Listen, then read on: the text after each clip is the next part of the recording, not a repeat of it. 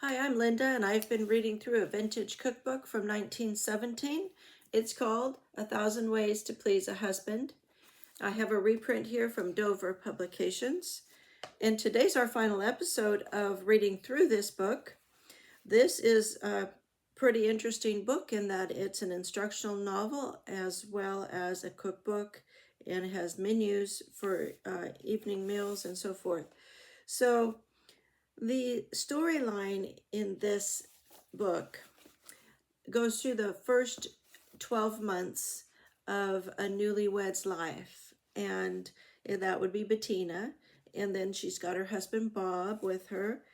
And so we have followed her first year of homemaking, especially her recipes, her menus, and little tips that she has given.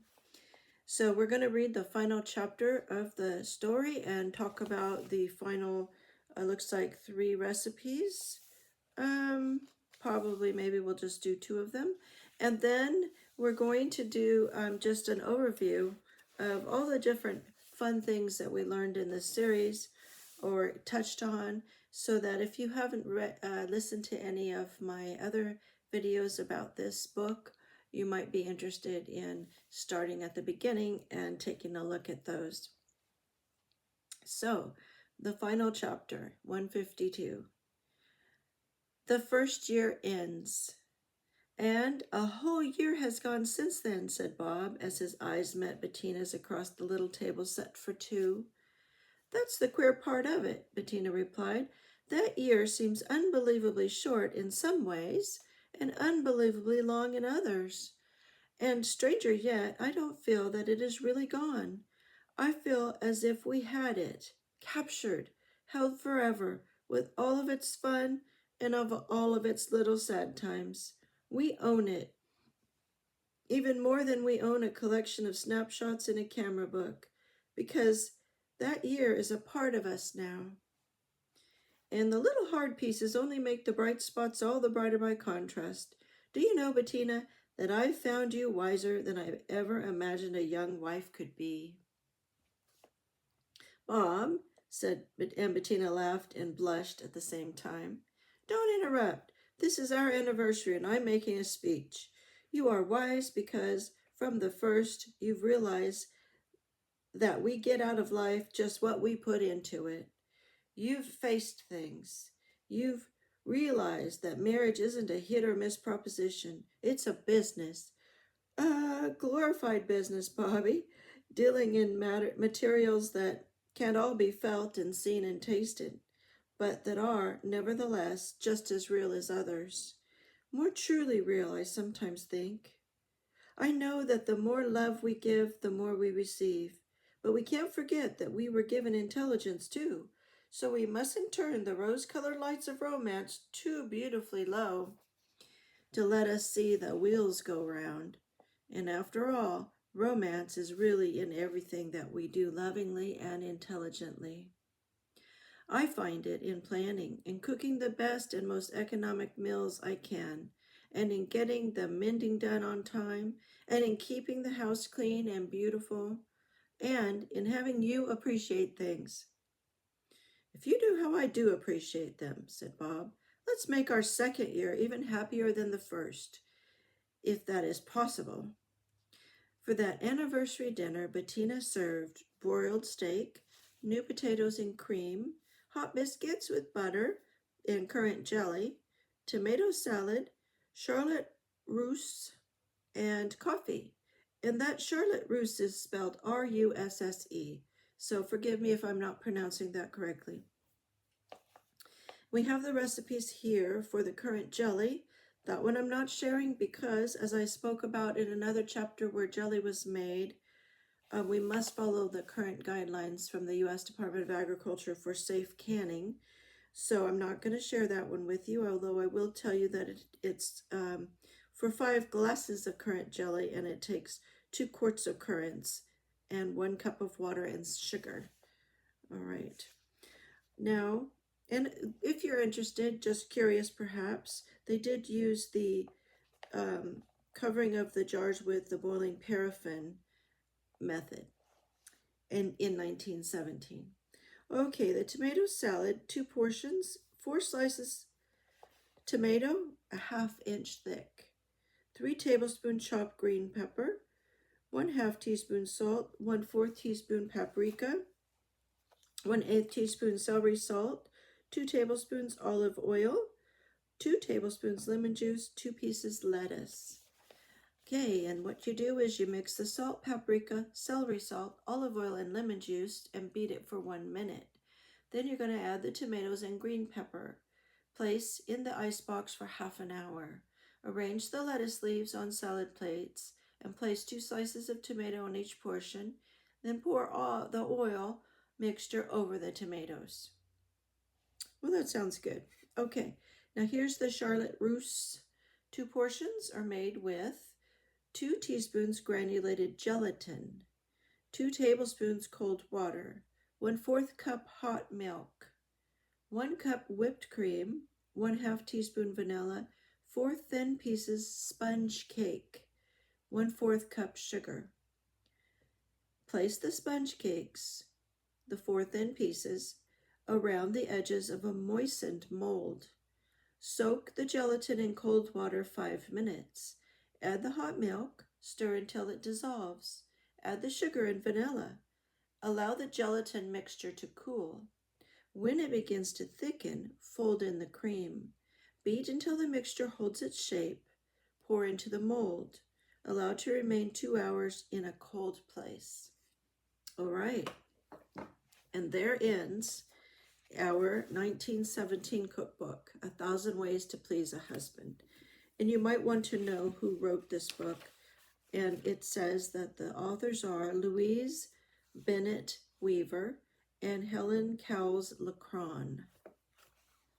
And I will show you the picture at the end on the cover leaf, the interior of the cover.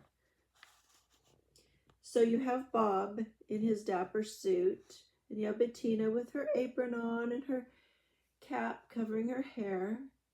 Their windows open, and you can see some of the food preparations for donuts and such on the table there. And they have their little kitty cat, which Bob gave for Bettina as a gift during the year. All right, so what did we learn? Well, first of all, in this chapter, let's not overlook some very fine words that were spoken. For example, Bob said, we get out of life what we put into it. And you know, this channel is called Beautiful Thrift Homemaking. And I really do think that this is a key idea, to be beautiful in your homemaking and to be thrifty in your homemaking. We get out of life what we put into it. So that does take effort. And our efforts are rewarded, as Bettina said, by the appreciation of our family members. And she talked about connecting romance with her homemaking, and I thought that was just beautiful also. She said romance is really in everything that we do lovingly and intelligently. And that reminded me of that famous quote from Mother Teresa, do small things with great love.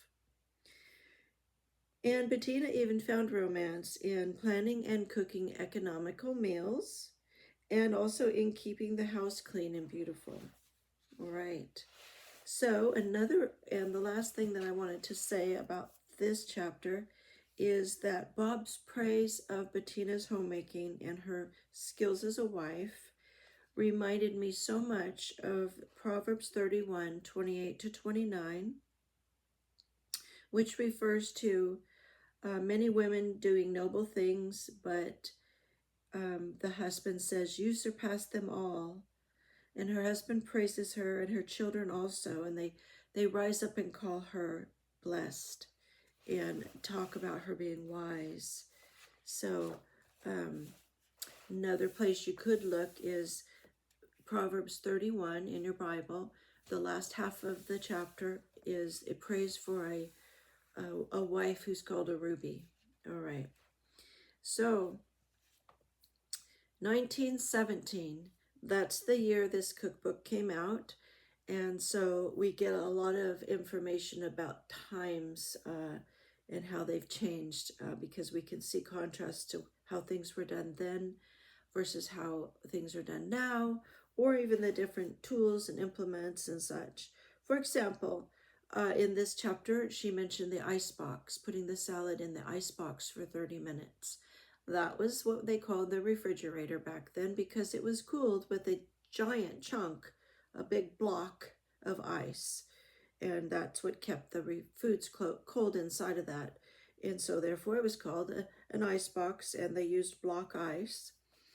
And she also introduced us to what was called the fireless cooker, which was really fun. The predecessor of the Instant Pot or the crock pot. And we learned about that in the first few chapters. And then Bob was particularly fond of the electric toaster, which he even wanted to take out onto the front porch when they were breakfasting out there. And he liked to man the toaster, right? And then we have the electric percolator being used to make coffee. A lot of foods in 1917 seem to have been baked in molds, MOULDS. And some of the molds were called gem pans, gem pans. And molds were to be giving shape to the food for its presentation. Sometimes they were individual so that each person could have a little formed piece of the food intact. And so that was very popular then. And that was for foods that were savory as well as sweet foods. So we saw several recipes, quite a few recipes actually, more than several, cooked in molds. Then we have handkerchiefs, which I pulled out one of mine because in that episode I showed my collection of old handkerchiefs. So this one is just lovely with the little, let me see if I can get it right side up for you, little bird cages on it and a little decorative edging in the design also. So instead of using Kleenex, these were used by both men and women, and the men's were usually plain white, maybe had their monogrammed initials on them if they were pretty fancy or if their wife had done that for them. And so this was used to blow your nose, to wipe the sweat off your face, and so forth. So they were handy and always kept around in the pocket of the man or in the purse or handbag of the woman. So we learned about that. We learned about the newspapers that Bob read. He especially liked to read the Sunday paper. And I showed you an old newspaper and how large it was. It was much larger in size than the ones that are available today, if you can even find one. I never thought I would see the day when newspapers would be a thing of the past. And yes, telegrams came. One day they had a telegram come to their door to let them know that they were going to have a visitor. And they went to the train to pick up visitors, and Bob and Bettina returned from their honeymoon on the train. And then we have pen and ink for writing letters. And we have knives being made out of steel instead of stainless steel and needing special care because of that. So those were some of the differences that I noted. There were some unfamiliar foods to me. Now, yes, I've heard of a few of them, but they're not part of my diet, and some of them never have been. And I'll just mention currants, as we just had the currant jelly. And I think I hear the word currants in Peter Rabbit. So I understand that they're like small raisins. And then you have beef tongue. My dad loved beef tongue, but it's not something that I ate. She served it boiled, sliced thin, and served cold. And then she made a veal loaf. She made tomato gelatin. Pickled watermelon rinds were a favorite of Bob's. She made foods called croquettes, and she made those several times. And they seem to be little balls of meat mixed with other things and kind of fried up. Liver and bacon, of course, in lamb stew, jellied beef, and mutton. All right, so mutton being old lamb, older than a year, I guess, old sheep meat. um, since lambs are under a year old, that would be um, more tender. So mutton would be a tough meat that would need special treatment and a long cooking time. And then I think of all those things, the tomato gelatin is least appealing to me, along with the jellied beef. So I don't know about you, but that's what I thought of those. And then the funniest named foods, I think, were jumbles and rocks. And those were both cookies. So there were cookies called jumbles, and they were a cookie with jam in the middle. And then there were cookies called rocks, and those were just cookies with raisins and nuts in them. And they were a drop cookie, of course, to have more of a chunky appearance. Um, there were a couple really sweet expressions in the stories. One where Bettina had a young child over, and she referred to her in with these endearments: honey lamb and little owl, and I thought those were so sweet. And then there was also the expression in apple pie order, that she wanted everything in apple pie order. And then some of the strangest kitchen tools that appeared in this book were the knitting needle, yes, a single knitting needle, which she used multiple times throughout this book. I would say maybe just 3 times, if I'm guessing. And she used that to pierce a boiled sweet potato to see if it was done. And knitting needles, I don't know about then. Ours that I've known since I was a child were made of aluminum, and now I have a pair that are made of bamboo, and I once had a pair that were made of black walnut. That's a long story and quite humorous now that I look back on it. Wasn't at the time, but in any case, um, the knitting needles, I'm not sure what metal they were made of in 1917, but they were definitely pointed and could be cleaned easily. So there you have it. The other one was recently in the story, the silver fork was mentioned again and had been a few times also. And she seemed to always pull out her silver fork to break apart salmon or tuna from the can when it's kind of pressed together. She would use the silver fork. And from what I understand, that was to prevent a reaction on the metallic flavoring tainting the fish. But she never did explain her use of it. But from what I understand, that's the reason that she specifically used a silver fork with the fish. And then the most funny also was, and strange, was her hatchet, which she brought out a small hatchet to chip ice. Remember, her ice was in a block. So that was, and then there were 2 foods that sounded familiar but absolutely weren't. In chapter 114, we came across egg rolls, and egg rolls were not a Chinese food. They were a folded biscuit. And then she also made chocolate kisses in that chapter, and those were not a chocolate candy, but instead they were a drop cookie. So those were some of the differences. And some other differences in lifestyle I wanted to note. Walking. Walking was so much more prevalent than it is here in the U.S. Bob would walk to work and back. Very rarely he would get a ride home from someone who had a car. Later in their first year, they do get their first car. Bettina walked to the market. She walked downtown. Now, when I say the market, I mean like the grocery store. Market was the word that was used, and I love that. And I love the expression marketing for grocery shopping. We should bring that back. I'm going marketing. And in fact, because they are walking and they're carrying their basket, which they used a basket that they took with them to put their groceries in. And so they would carry their baskets home. And as they walked home carrying their baskets, if they had friends along the way, they would stop in and visit and say hello. So, and rest for a while, put down their baskets. And so we saw that several times. So that must have been a regular part of life.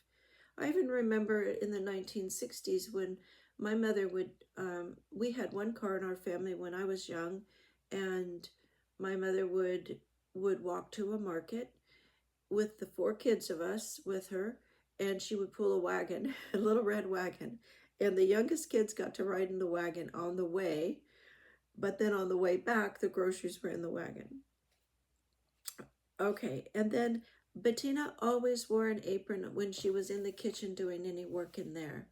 And it was a full coverage apron. It didn't just tie at the waist and cover the in front of her abdomen, but it covered her clothing. And she also put a little cap on her head when she was in the kitchen working.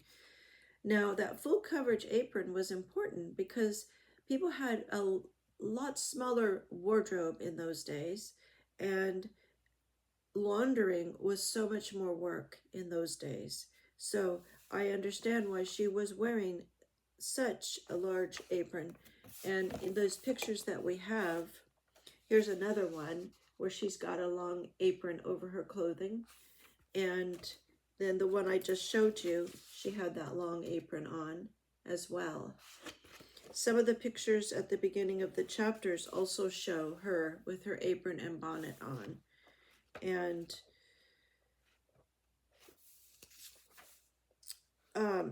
here's her and a friend, both with their aprons and caps on. So, yeah, they're market baskets with them too. Okay, so bulk buying we covered in chapter 1, and also the idea of an emergency shelf and a pantry. And we talked extensively about food storage in the home and the importance of having those things, which she called the emergency shelf items. It was a lot of canned items that had protein in them, and we talked about the different protein sources. Things that you can do a pickup meal, she called it. So if somehow you were caught out during the day and didn't have time to prepare your dinner for your family, you would pull from that emergency shelf and put together something quick. The most common food preparation method, I would say, I'm not quite sure how to express that, but it is a white sauce. White sauce, let's just say, was foundational to her dinners. She used them very, very often. And at one point, I started making a list of the different foods that she had put sauces on, a white sauce or some variation of that. That was, I think, chapter 20 that we covered the white sauces. She had 5 different sauces that she talked about in that chapter. And the foods included, cauliflower, carrots, and some meats like beef, chipped beef, and tuna. And so all sorts of veggies and several meats were covered with some kind of a white sauce. Sometimes over toast once in a while, but not generally. And then one of the ingredients that was most common was paprika. And I tended to to find that humorous after a while because it seemed like it was in every dinner main course. And I suppose I shouldn't find that humorous, but it wasn't. I think that in my kitchen, black pepper would probably be substituted for that and be the more common seasoning in addition to salt that I would use. And I also, at my stove, I use granulated garlic and onion powder granules very, very often. Paprika I keep in the cupboard and don't pull it out very often. I think it comes to my mind when I'm making deviled eggs to sprinkle some on top. And so I do have it, but she just put it in almost every one of her recipes. And another item that I found interesting was pimento. She often used pimento, and that was a red pepper that was in a jar. Now, you can buy that, and if you live in the southern United States, you're much more familiar with pimento. But until I moved to Alabama for a year, I really wasn't familiar with it. I live in California, and in the South, they do make pimento sandwiches with grated cheese, and like grated cheddar cheese, mayonnaise, and pimentos. And they'll use that as a sandwich spread. And sometimes you can even buy it pre-made that way to put in your sandwiches. But those pimentos are just handy to add into things for flavoring. And so she often would use pimento, and that was again something I was a little less familiar with, but is still available today. Another thing that surprised me was that she used a homemade nut bread for sandwiches. Now, any bread that she made, she had to slice it herself. And so nut bread, she would slice it into thin slices for sandwiches. I have never thought about using a nut bread for a sandwich bread. And then most surprisingly of all, she used dates quite often. And I just figured because dates were very regional, grown only in the very hot climate of Southern California and Arizona, I thought that, and the Middle East and so forth, I just thought dates maybe hadn't made it across the country so easily and readily. But, and I'm saying that because I believe that this book was centered more on the East Coast or New York, somewhere like that, from the little things I could pick up. And so anyway, dates apparently had made it across our country in 1917 and were readily available. And so she did a lot of things with dates, like putting them in breads and desserts and such. All right. Now, I had introduced the chart of the 6 R's, which I thought was probably going to be pretty handy for our discussions. And the 6 R's are reduce, reuse, recycle, repurpose, refuse, repair. And so I did find that Bettina would make use of these ideas throughout her first year of homemaking, and I was happy to see that. Some examples would be reducing, for example, small portions and keeping within her budget. Reusing, some examples that she gave were reusing the bows and decorations that were on gifts and set up for parties and such. And repurposing, for example, she raided her mother's attic and found some things to use in her new home and to put to a different use. Now, for entertainment in 1917, people would get together and sing together or listen to somebody else sing in person. Then also, they would have some of the same celebrations that we have. For example, they did celebrate the 4th of July and Washington's birthday, Halloween, Valentine's Day, and Christmas. And then for 4th of July, it was common to have picnics, and we saw that. And another and surprising entertainment was motoring. And just like marketing, I love that term, motoring. So they would go motoring with friends who had a car, and those were usually just some slow, gentle drives in the country. And the cars were open, and so they were also out in the open air, chatting together while they moved along in the cars. And then another activity for entertainment and socializing was having a sewing circle or a time of mending together with your friends. Everyone would bring their mending and sit together and chat. Then they loved going to a tea room.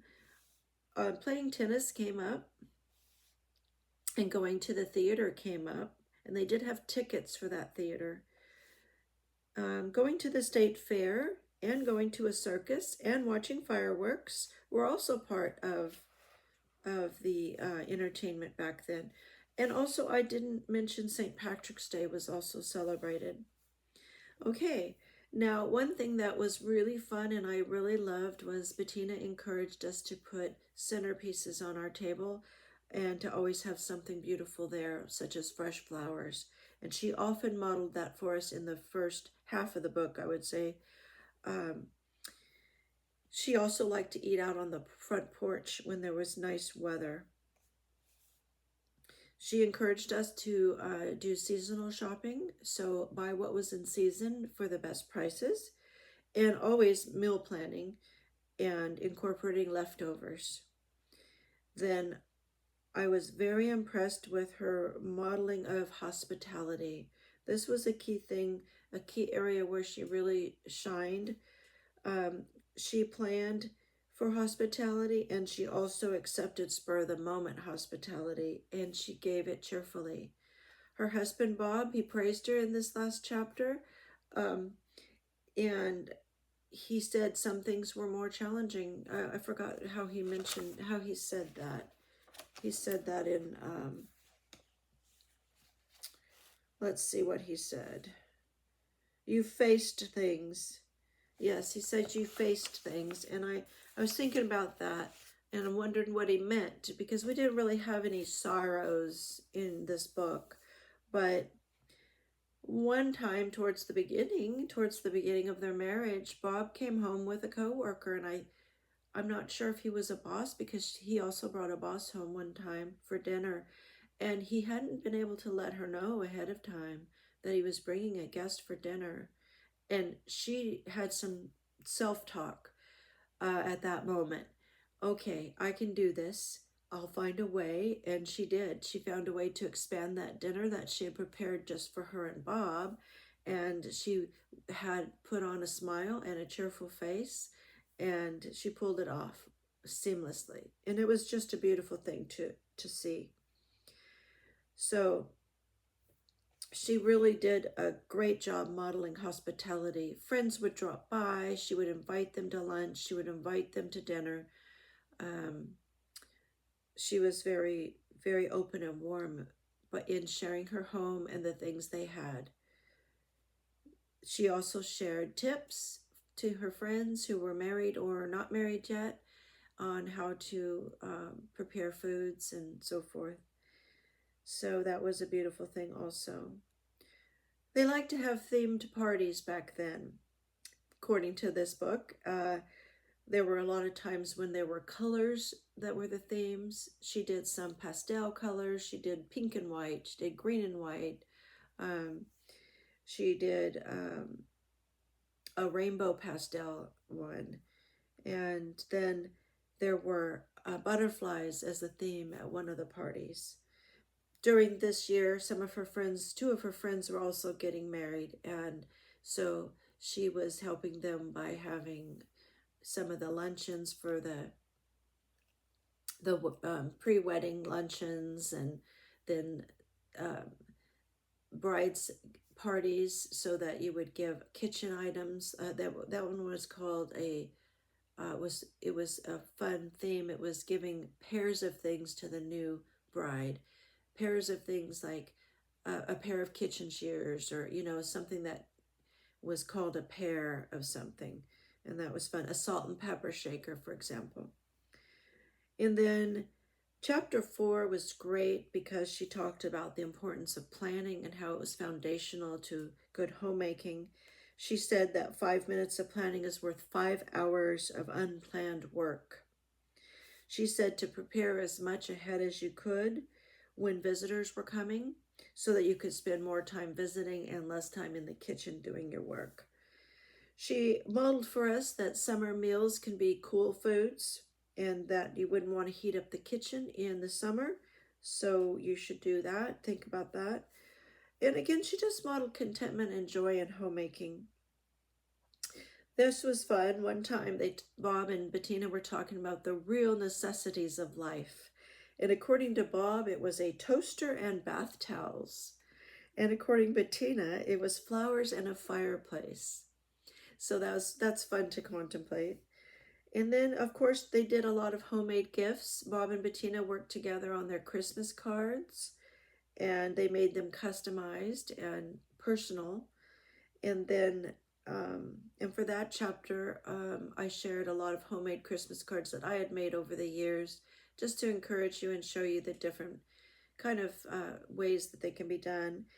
And then she made, for brides, she would give them recipe boxes, and we talked about that, how she kept her recipes on index cards in a little index card file, and we looked at those a couple different times. Another thing she would make for gifts would be nut cups. And nut cups is one of those charming little things that's kind of seen its day and gone by the wayside. But nuts, such as Jordan almonds, for example, at weddings, or um, other get-togethers, and mixed nuts and so forth, were often set at parties at each place as a little treat. So the little cup that the nuts were in at each place, Bettina had made nut cup sets for some of her friends. And then finally, I would say that the last thing I'd want to share with you is a list of, I guess, about 13 of the recipes that, as I look back over the book, that I still would like to try. Throughout this 12 months of recording, I have tried a few of the recipes now and then and shared them with you. Um, this isn't a cooking show. I'm not going to be demonstrating cooking, so um, I I only just kind of made the food and then shared what it looked like and my opinion of it and so forth. So these are ones I'd still like to try. I'd like to try from chapter 25, coconut blancmange, which sounds like a tasty dessert. From chapter 39, I'd like to try the scalloped cabbage. From chapter 44, I'd like to try the rice pudding. From chapter 50, I'd like to try the scalloped cauliflower. From chapter 56, I'd like to try the apricot cobbler. From chapter 6, I'd like to try to see what this looks like. It's a savory dish with salmon, and it has daisies made out of hard-cooked eggs and pickle slices to decorate it, and that's on page 62. And that sounds very cheerful and fun. Next, I would like to try to make grapefruit marmalade sometime, as that just sounds so tasty. And that was in chapter 109, although I don't know if I actually told you how to make it, because we need to look up a current recipe and instructions for that because it's canned. Chapter 129 tells us how to make creamed onions, something I've never had. And also there in chapters 115 and 419, she made scalloped onions. So you can kind of see a theme here. I'm kind of attracted to those scallop dishes, aren't I? And then apricots are on my brain because on the highway as I come over to my house and back, I pass an apricot stand right now. And I keep meaning to stop and get some fresh apricots while they are in season. They are just picked, and as I'm recording this, this is June 5th in Northern California. So we have our apricots here. So there's, in chapter 83, there's apricot sauce. And I think that would be lovely over vanilla ice cream. And then we have sour cream candy, which sounds interesting, in chapter 93. And then she made a chili sauce, which I found interesting. It's somewhat like a salsa, but it's got a couple different things in it, and I thought I'd like to try that sometime. It's on it's in chapter 63. And then to wrap it up, her candied sweet potatoes sounded really, really good, and that was in chapter 112. And then finally, we just covered in chapter 146, we just covered the tapiocas and where tapioca comes from and so forth. And she made orange tapioca with a flavored whipped cream, and that just sounded delicious to me. So yes, there's some savory foods that I'm interested in trying and some sweets that I'm interested in trying. Kind of half and half there on those. So that wraps up our reading through of this vintage cookbook, 1,000 Ways to Please a Husband. And again, if you'd like a copy, I got mine a number of years ago, but it came from Dover, D-O-V-E-R, Dover Publications. And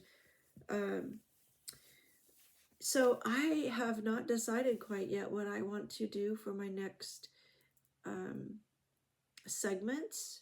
on beautiful thrift homemaking, but I hope to continue to talk about ways to make your homemaking efforts more thrifty and more beautiful and enjoyable.